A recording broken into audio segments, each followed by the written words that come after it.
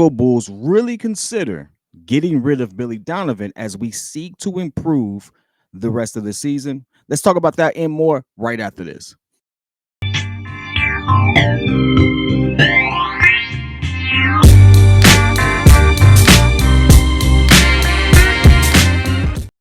What's up, YouTube? This is your boy P Kid. This is Chicago Bulls Breeze. Let's just get into the topic because this is something I've been thinking about for a very long time. And many of you in our comments on the Windy City Breeze have said it on some live calls I've seen. We have to consider it. Right now, we're in the space where we're under 500. We've seen some improvement.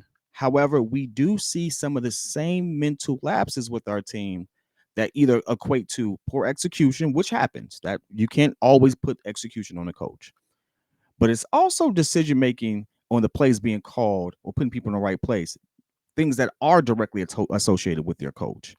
And so I sit here and I'm telling you now, I am not ever going to root for someone to lose their job, but I am a Bulls fan before I'm a fan of any individual. It may be the perfect time to let Billy Donovan go. Here's why I say that.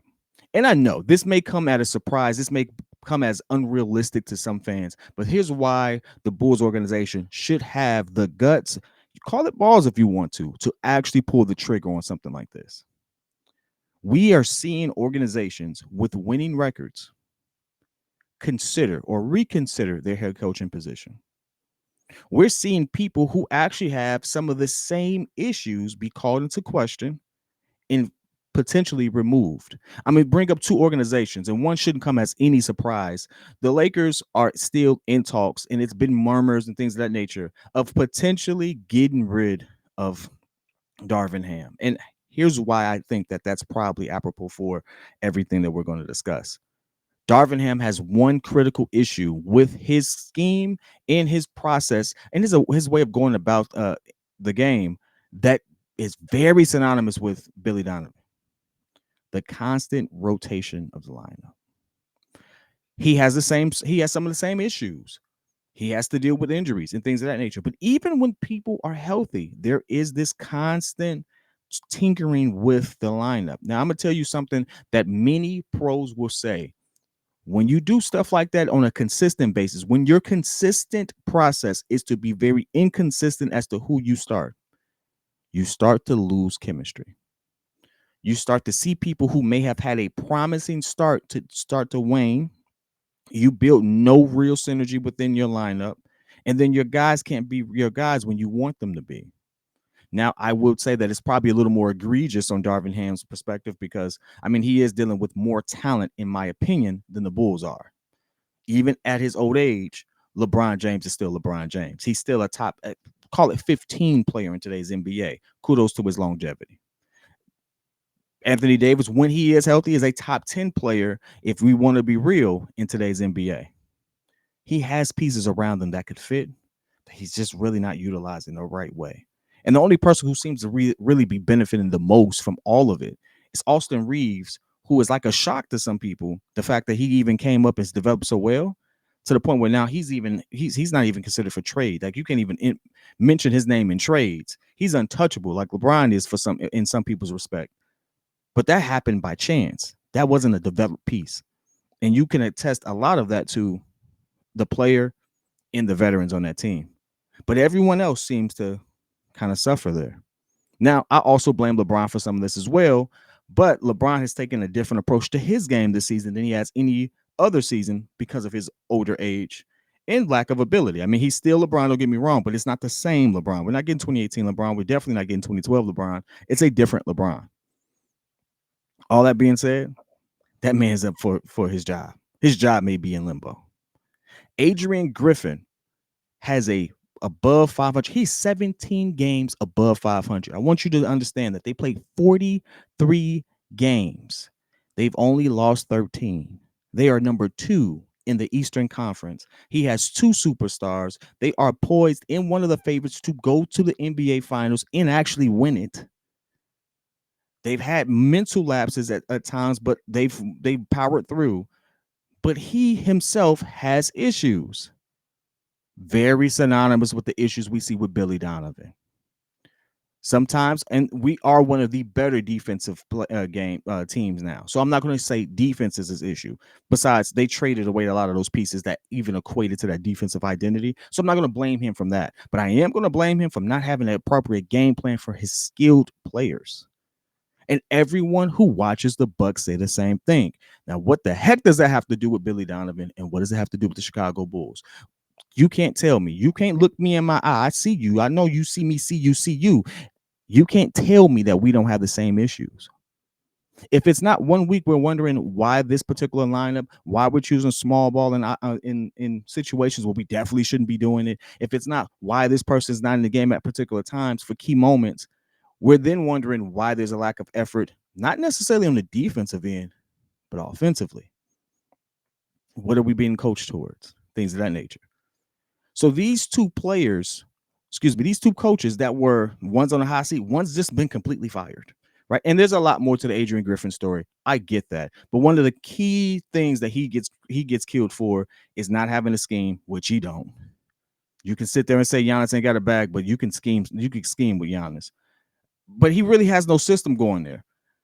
Sometimes we wonder what the heck Billy Donovan's system is. Now, again, that ambiguity, no matter what the core reason is, it's still ambiguity. And that ambiguity is something that actually what does cost people their jobs. And we've stuck with Billy with it. In essence, Billy hasn't done enough with the talent we have to justify keeping him at the records that we've been at. Has he managed our injuries well? I think he has. But you can't tell me based off our schedule and things of that nature that you expected us to be better than what we were. Like, it was kind of a given. But at the same time, there were so many games we should have won. It was so many games that we actually could have won that was impacted by certain decisions that we still don't understand. And despite what anyone says, Zach LaVine not gelling with Billy Donovan has a lot to do with that as well. I think people want to sit here and look at the fact that, oh, we're playing better because Zach's not there. You're playing better because, one, you have a lot of young guys fighting for their lives in their NBA. Kobe White at one point was considered a very, very big disappointment. I was one to call him out on it. Patrick Williams is considered a disappointment by many at the number 4 overall. You're having some people who are literally in their young careers trying to establish themselves. They're going to play hard. You got to put clean tape out there. That's football and basketball. You have to do it.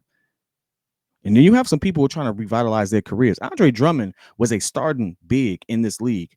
He has to play well. He's on a league minimum. He went from, I think he said it himself, 100 amps to league minimum. That's steep. Vooch needed to revitalize his career as well. He did all-star. No one really knew who he was. Kind of, sort of didn't know. The casual fan wouldn't have picked him out of a lineup if you put a bunch of bigs next to each other. He's in a situation where they have to play well, but you can't tell me that their success and what they're doing is directly associated with the fact that Billy Donovan is at the helm. I say all that to say, not to necessarily say that this is one of those things that we have to do. I don't think we have to fire Billy. But I am promising you this. A lot of the reasons why we aren't more successful are directly tied to Billy. If you have the talent and you know you have the talent and you're not getting the most out of that talent, then you have to consider how that talent is being managed.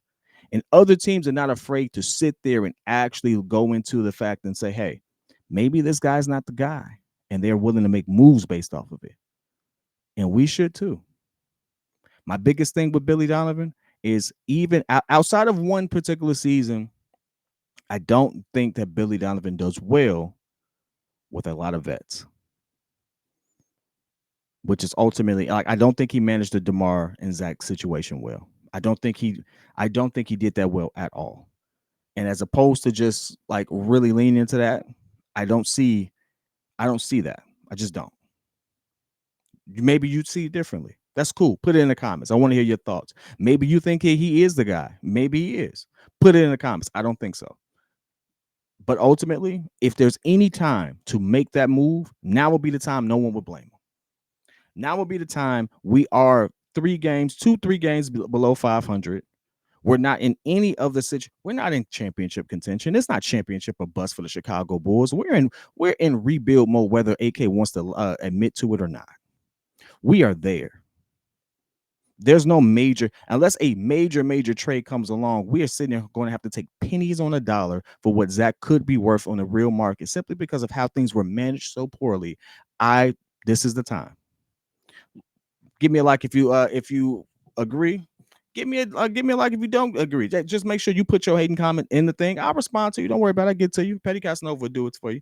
But at the end of the day, there's some coaching candidates out there. Even if they don't have the best records, we know that they do something definitively better than what we've seen with Billy. And he's still out there interviewing. He even had an interview with the Milwaukee Bucks. I am still going to always root for Mark Jackson. Mark Jackson, despite what you may have thought about him personally, still created and was the first to identify the Splash Bros. Said it before they even recognized I have the best backcourt in the league. And guess what? They were.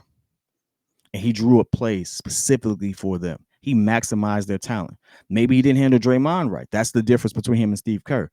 But he handled his stars right. He knew what the future was in that respect. And you got to lean on that. He was able to coach a young team, was able to grow, actually be a leader of men. I'm going to vote for him always. But I want to hear your thoughts. Do you think Billy Donovan should be there? Do you think he shouldn't be there? Do you think that give me a coaching candidate? I think Mark Jackson would be a good name. Heck, even Terry Stotts would be a better name at this particular point. But whether it's love, whether it's hate, put it in the comments. I'll be in there with you. Till next time. Peace.